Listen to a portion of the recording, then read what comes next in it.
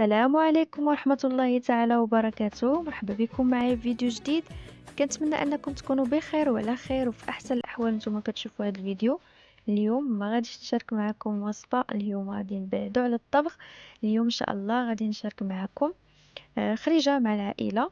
وقبل من هاد الخريجة خصني نوجد شحال من حاجة، وكيف ما كتشوفوا معايا انا دابا غادا نتقدى داكشي اللي خاصني باش نرجع نبدا في التحضيرات. خليكم معايا.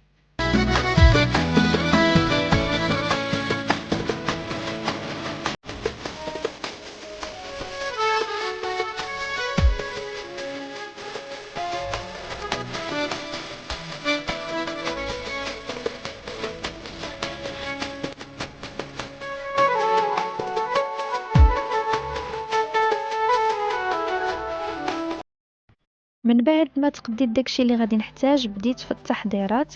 وجدت شحال من حاجه، ما قدرتش انني نصور لكم كل شيء. ان شاء الله غادي نشارك معكم شي حوايج من هادشي اللي وجدت.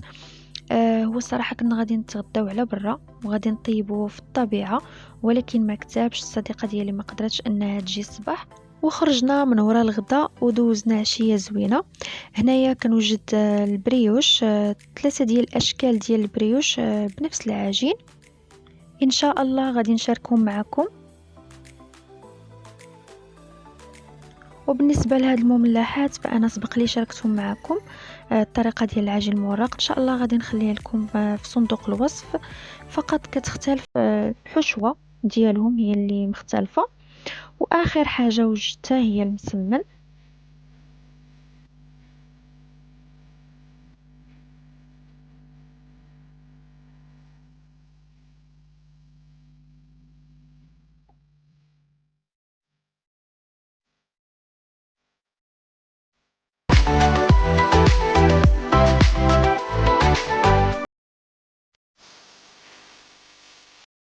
من بعد ما كملت كاع داكشي اللي غادي يخصني في هاد الخريجه، كيف ما كتشوفوا معايا دابا حنا غاديين البلاصه اللي غادي نجلسوا فيها.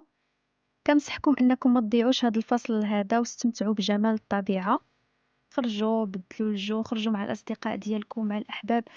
بدلوا من الروتين اليومي اللي نتوما كتعيشوا فيه، لان فعلا هاد الطبيعه هذه تستحق انكم تخرجوا ليها. ما شاء الله هاد السنه غزاله، اللهم بارك. وهنا البلاصه اللي غادي نجلسوا فيها، ما شاء الله.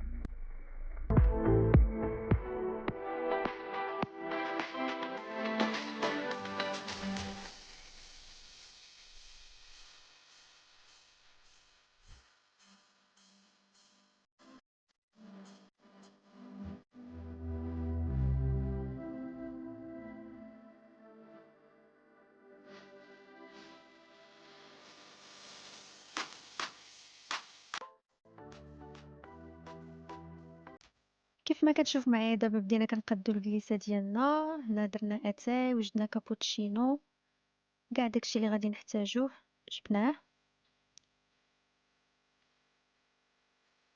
وهادو المملحات، مسمن. درنا كذلك الحرشة. كيف قلت لكم ما قدرتش انني نشارك معكم كل شيء. وهذا الكيك ديال البسكويت سبق لي نزلته معكم في القناة.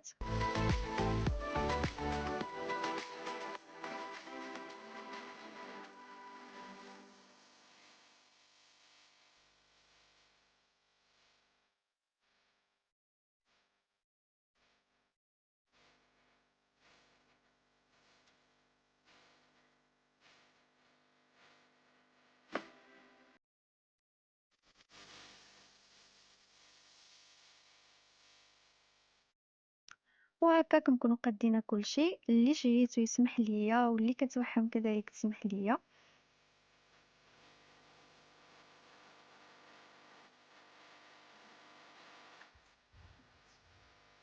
نجد اشوف انتو كيتسنى كيداير.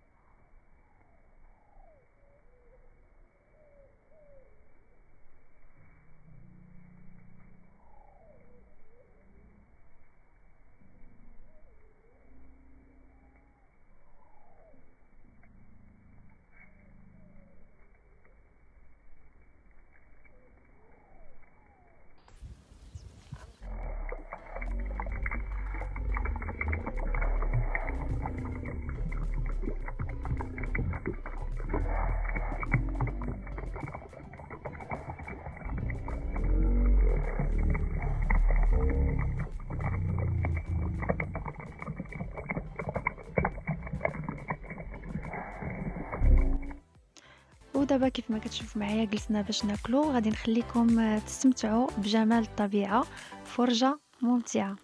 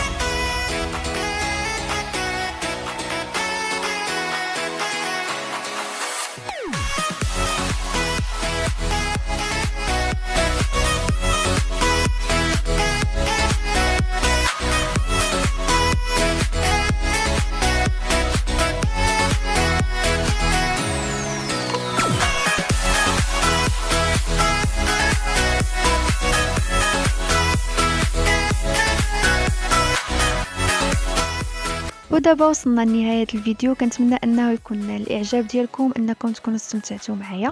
نتلاقاو ان شاء الله في فيديو جديد. مع السلامة.